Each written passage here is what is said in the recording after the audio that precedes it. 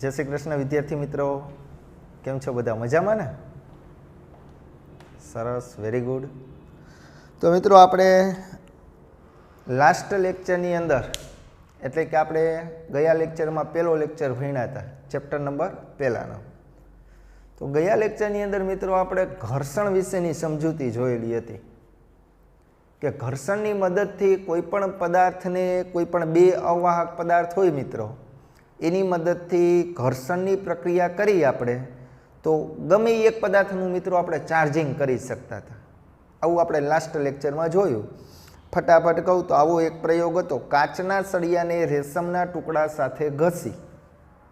काचना सळियाने रेशमना टुकड़ा साथे बाळको घसी तो काचनो सळियो शुं करतो हतो तो के इलेक्ट्रॉन गुमावे अने मित्रों रेशमनो रूमाल शुं करतो हतो तो के इलेक्ट्रॉन मेळववानी वृत्ति धरावे। तो आपणे एवुं भणेला हता के जे पदार्थ इलेक्ट्रॉन गुमावे ए धनभारित बने अने जे पदार्थ इलेक्ट्रॉन मेळवतो होय ते पदार्थ बाळको ऋणभारित बने।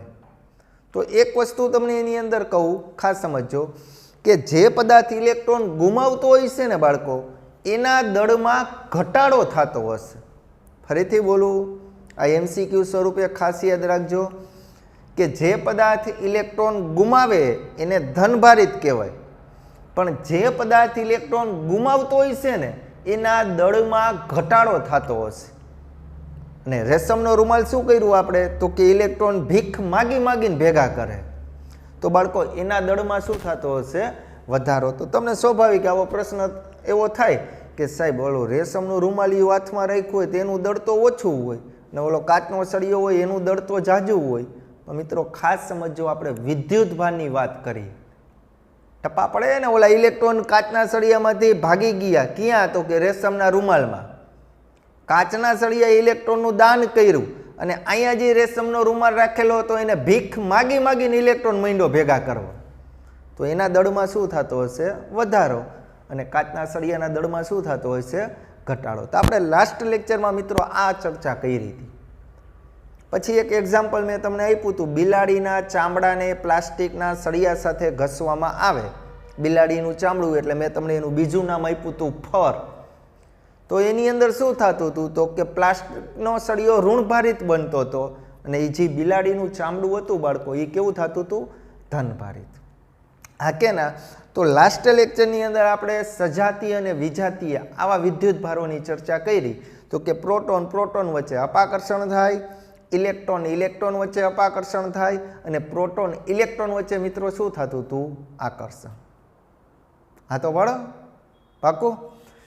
સારું હાલો। તો આજની મિત્રો થિયરી છે કે આપણે વિદ્યુત ભાર જોવા હોય, આપણે જોયું કે વિદ્યુત ભારના બે પ્રકારે ધન અને ઋણ। આ જોવા માટે આપણે એક સાધનનો ઉપયોગ કરીએ એને કહેવાય ઇલેક્ટ્રોસ્કોપ કહીએ આપણે, અથવા એને આ રીતે આપણે ગુજરાતીમાં બોલી શકીએ વિદ્યુત દર્શક। તો આપણે મિત્રો એના સિમ્પલ બે પ્રયોગ આપ્યા, મારી દ્રષ્ટિએ આ થિયરી પરીક્ષામાં ના પૂછાઈ શકે, બરાબર? સિમ્પલ આપણે સમજવાના હે બે પ્રયોગ।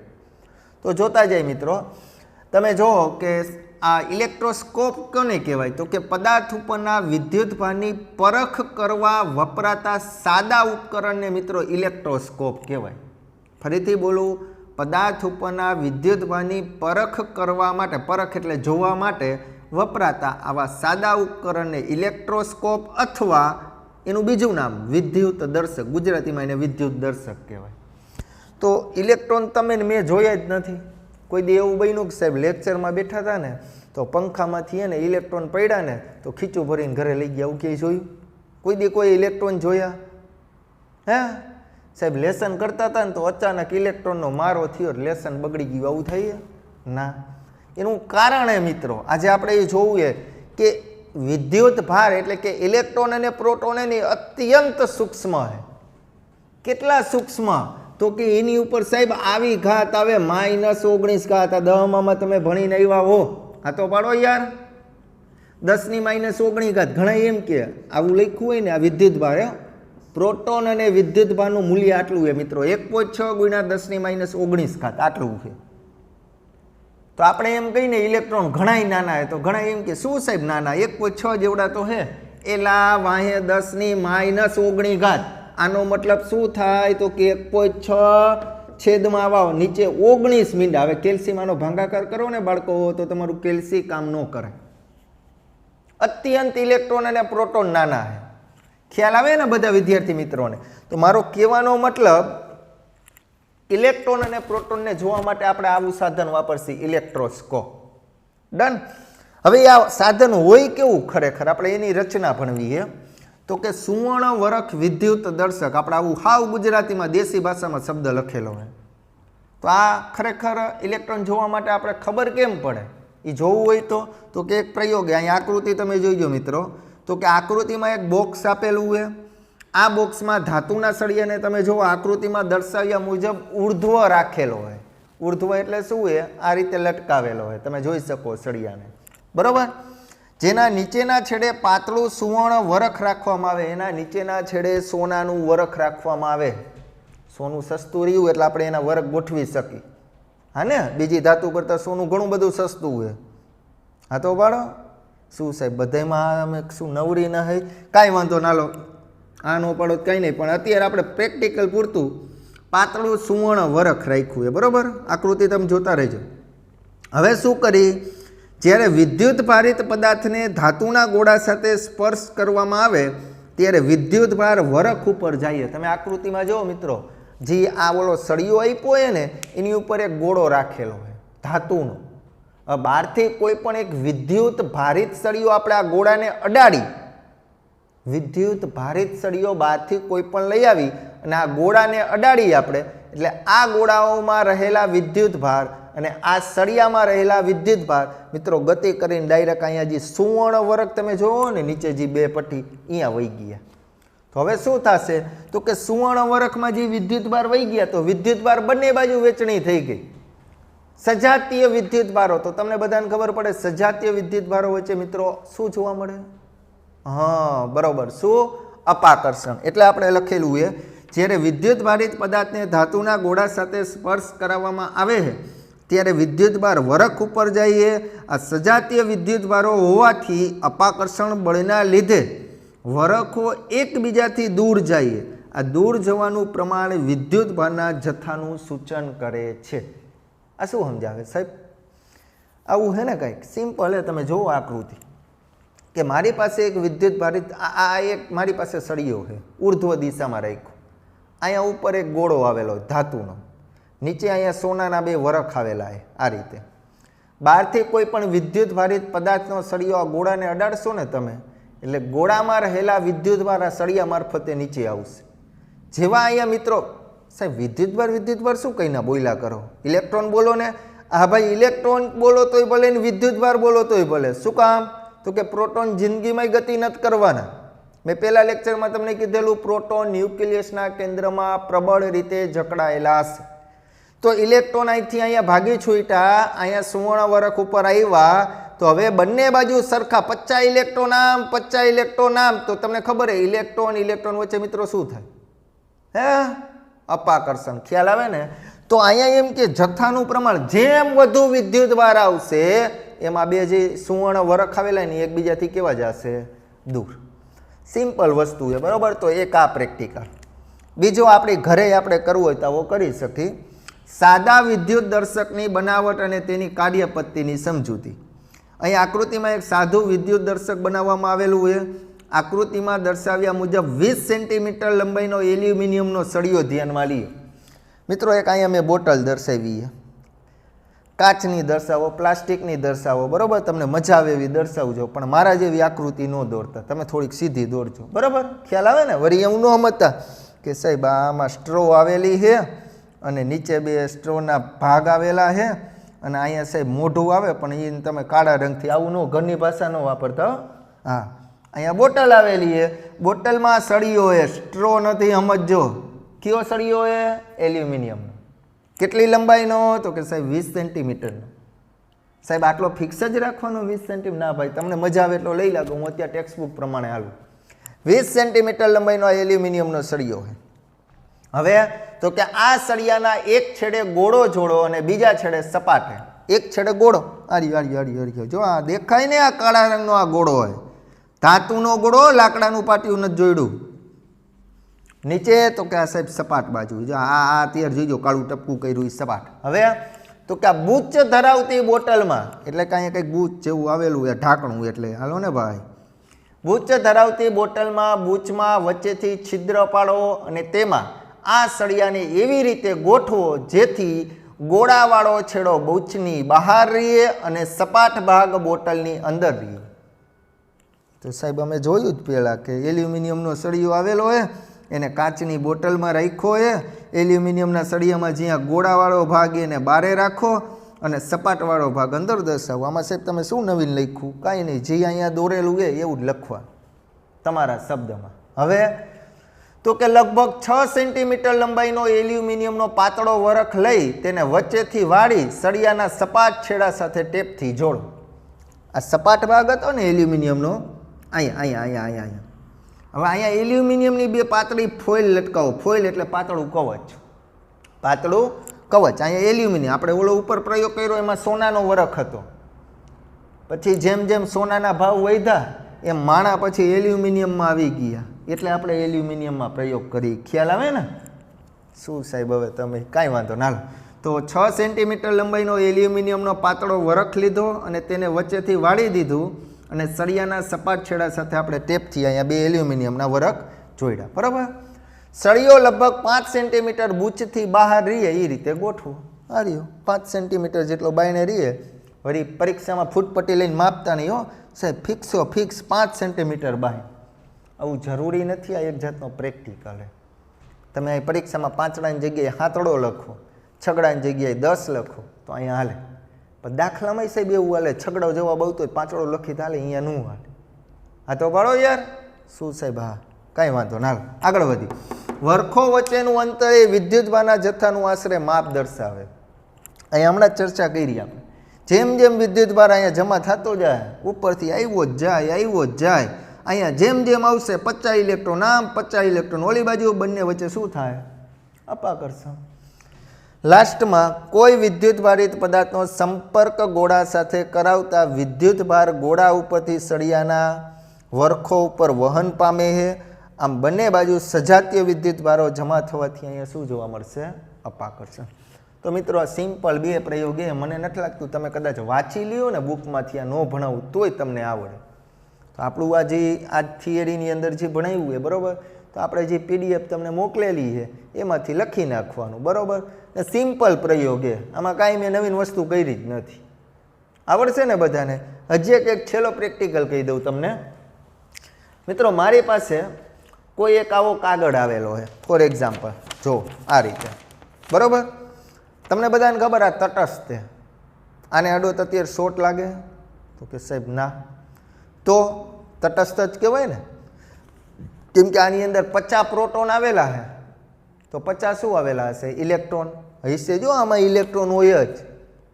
મેં પહેલા જ લેક્ચરમાં તમને કીધું કોઈ પણ પદાર્થ હોય ને એમાં ઇલેક્ટ્રોન હોય જ. લાકડું હોય ને, લાકડું એમાં ઇલેક્ટ્રોન હોય, પણ જેટલા ઇલેક્ટ્રોન હશે ને એટલા જ પ્રોટોન હશે. આ બોર્ડ ને આમાં ઇલેક્ટ્રોન આવેલા જ હશે, પણ જેટલા ઇલેક્ટ્રોન એટલા જ પ્રોટોન. એટલે આ પદાર્થ તટસ્થ. તો અત્યારે તમને બધાને ખબર આને અડી શોર્ટ નથી લાગતો. તો હવે સાહેબ તો કે હવે હું જે બોલું સમજજો. આ કાગળને આ રીતે બેન્ડવાળું બંને બાજુ સરખો કરું, જોઈજો આ રીતે. ડન.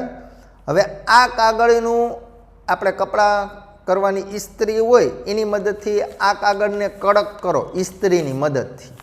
બરાબર. આ રીતે.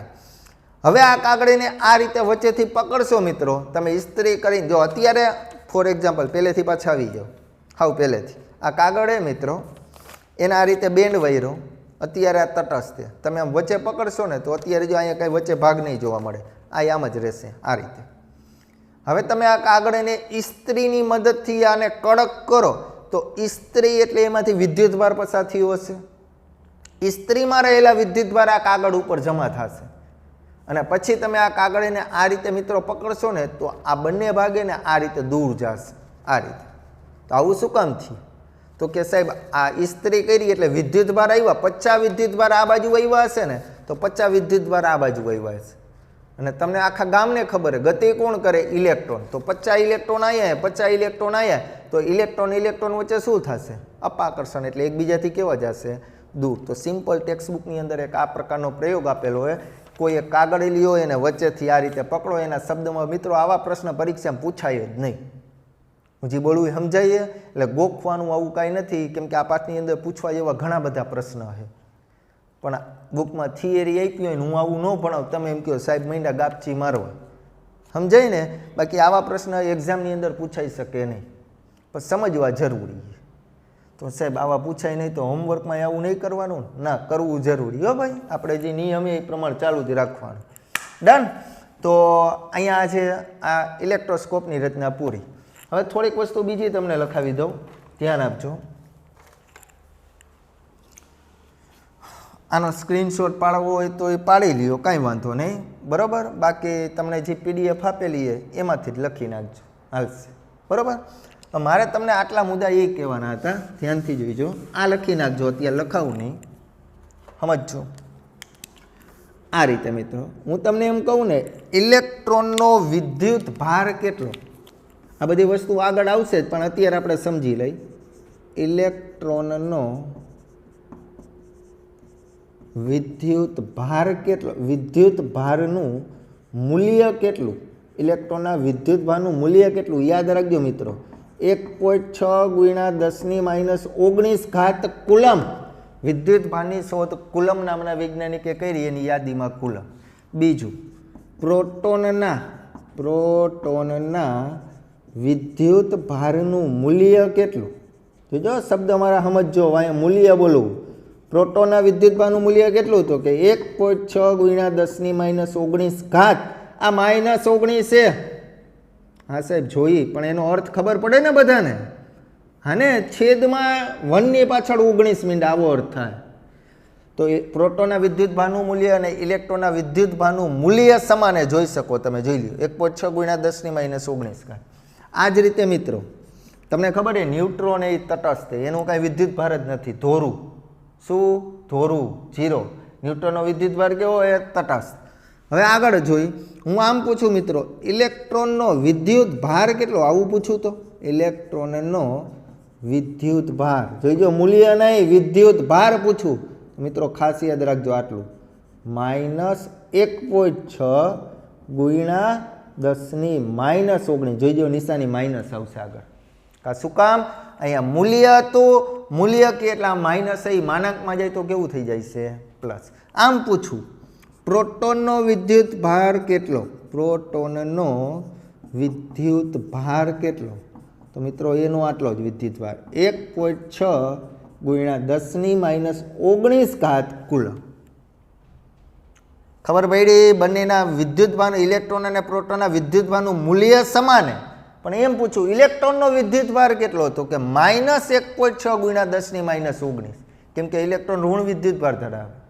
પ્રોટોનનો વિદ્યુત ભાર કેટલો, તો કે 1.6 × 10⁻19. આગળ ઇલેક્ટ્રોનનું દળ, આ બધી વસ્તુ યાદ રાખજો. ઇલેક્ટ્રોનનું દળ મિત્રો એને ઇંગ્લિશમાં એમ કહેવાય માસ ઓફ ઇલેક્ટ્રોન, દળને ઇંગ્લિશમાં માસ કહેવાય. મિત્રો યાદ રાખજો, ઇલેક્ટ્રોનનું દળ આટલું 9.1 × 10⁻31 કિલોગ્રામ, આટલું ઇલેક્ટ્રોનનું દળ. ત્યારબાદ મિત્રો પ્રોટોનનું દળ, પ્રોટોનનું દળ એને ઇંગ્લિશમાં બોલાય માસ of proton, mass of proton. યાદ રાખજો બાળકો, 1.67 × 10⁻27 કિલોગ્રામ, આટલું. ત્યારબાદ ન્યુટ્રોનનું દળ, ન્યુટ્રોનનું દળ મિત્રો આ યાદ રાખજો, માસ ઓફ ન્યુટ્રોન, ન્યુટ્રોનને એન વડે દર્શાવાય, એનું દળ છે ને પ્રોટોનના દળ જેટલું જ છે, 1.67 × 10⁻27 કિલોગ્રામ. ડન. ત્યારબાદ મિત્રો એક કણ આવશે, હું આગળ સમજાવીશ, આલ્ફા કણ. કેવો કણ? આલ્ફા. તમને હું પૂછું ને મિત્રો, આલ્ફા એ કેવો કણ? ધનભારિત કણ. કેવો એ? ધનભારિત કણ. આલ્ફા કણનો વિદ્યુત ભાર પ્રોટોન કરતાં બમણો છે, પ્રોટોન કરતાં બમણો છે. આલ્ફા કણનો વિદ્યુત ભાર પ્રોટોન કરતાં કેવો છે? બમણો. તો આલ્ફા કણનો વિદ્યુત ભાર, દળ નહીં, વિદ્યુતભાર પ્રોટોન કરતાં કેવો હોય? બમણો. પ્રોટોનનો વિદ્યુતભાર કેટલો હોય? તો કે 1.6 ગુણ્યા 10⁻19 એના કરતાં બમણો, એટલે આગળ 2 ગુણાવી દઉં. 2 ગુણ્યા તો આલ્ફા ગણનો વિદ્યુતભાર મિત્રો યાદ રાખજો 3.2 ગુણ્યા 10⁻19 કુલમ. મિત્રો આ બધી વસ્તુ આગળ તમે આવશે જ, પણ આ થિયરી પૂરી થાય ને આટલું એને આપણે બુકની અંદર એડ કરી દઈશું. આ થિયરી તમે જે ભણ્યા હતા ને હમણાં એ પીડીએફમાંથી લખજો, પણ આટલું થિયરી પૂરી થાય ને એક્સ્ટ્રા કરીને આમ લખજો. એક્સ્ટ્રા એટલે કંઈ નવીન નથી, તમે ભણવાના જ છો, પણ આજના લેક્ચરમાં કંઈ નવીન નથી ભણ્યા તમે. સિમ્પલ પ્રયોગ એટલે આટલા મૂલ્ય યાદ રાખી લેવાના. ફટાફટ બોલો. ઇલેક્ટ્રોન અને પ્રોટોનના વિદ્યુતભારનું મૂલ્ય સરખું કેટલું? તો કે 1.6 ગુણ્યા 10⁻19. ઇલેક્ટ્રોનનો વિદ્યુતભાર કેટલો? તો કે -1.6 ગુણ્યા 10⁻19. પ્રોટોનનો વિદ્યુતભાર કેટલો? તો કે 1.6 ગુણ્યા 10⁻19. ઇલેક્ટ્રોનનું દળ કેટલું? ઇલેક્ટ્રોન આપણું કેમ દળ હોય 50 કિલોગ્રામ, 60, અમુક તો 80 કિલોગ્રામના હોય, એમ ઇલેક્ટ્રોનનું દળ કેટલું? તો કે 9.1 ગુણ્યા 10⁻31. અત્યંત સૂક્ષ્મ છે. જો તમે ઘાત જુઓ, પ્લસ નથી માઇનસ. પ્રોટોનનું દળ કેટલું? તો કે 1.67 ગુણ્યા 10⁻27. તમે જોઈ શકો, જો પ્રોટોન કરતાં ઇલેક્ટ્રોનનું દળ છે એ ઓછું છે. જો હા ને સાહેબ, આ તો 31 ઘાત ને આ તો 27, પણ તમને ખબર પડે હલકા કોણ હશે? હું એમ પૂછું, પ્રોટોન હલકા હશે કે ઇલેક્ટ્રોન? તો કે દેખાય જ છે સાહેબ, ઇલેક્ટ્રોન. પ્રોટોન કરતાં ઇલેક્ટ્રોન દળમાં કેવા હશે? હલકા. ખ્યાલ આવે? ન્યુટ્રોનનું દળ પ્રોટોન જેટલું જ છે. પછી એક મેં આ શબ્દ લખ્યો આલ્ફા કણ.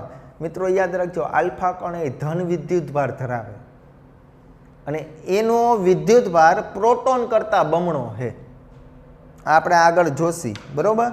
એનો વિદ્યુતભાર પ્રોટોન કરતાં બમણો હોય તો પ્રોટોનનો વિદ્યુતભાર આટલો હોય, એના કરતાં બમણો, એટલે ગુણ્યા 2 કરો તો આ એનો વિદ્યુતભાર આટલો આલ્ફા કણનો 3.2 ગુણ્યા 10⁻19. ઓકે, આટલું થઈ ગયા બધાને? પાકું ને? થિયરી અને આટલું વ્યવસ્થિત રીતે બાળકો આજે આટલું થવાનું. આજે કાંઈ નવીન મેં વસ્તુ નથી ભણાવી, એટલે વ્યવસ્થિત રીતે અને પીડીએફ તમને મોકલેલી, એમાં ટોપિક વાઇઝ એમસીક્યુ આપેલા, તમારી રીતે સોલ્વ કરતા જવાના. જે ના આવડે એની ઉપર એને તમારે પ્રશ્ન નંબર ટીક કરતા જવાના. કાં નથી આવડતું, કામ પરફેક્ટ થતું જવું જોઈએ. હું હજુ એકવાર બોલું, આ એકવાર ફેરબુકમાં લખો અને 2 વાર રફમાં કરવાનું. એ રફમાં ખાલી એમણે નહીં લખવા ખાતર એકવાર જોઈને લખો, અને એકવાર તમને આવડી જાય પછી મોઢે લખવાની ટ્રાય કરવાની, ભલે ભૂલ પડે. સમજાઈએ ને? ખાલી ઉતારા નથી મારવાના. એકવાર બુકમાંથી પીડીએફમાંથી લખતા જાઉં, પાકું કરો. પછી હોમવર્કમાં 2 વાર લખો ને ત્યારે તમારે મોઢે લખવાની ટ્રાય કરવાની, જેટલું આવડે એટલું. એટલે આ રીતે કામ કરશો તો આમાં કાંઈ તકલીફ નહીં પડે. બરાબર? સારું, હાલો બધા વિદ્યાર્થી મિત્રોને જય Shri Krishna. Have a nice day. Tech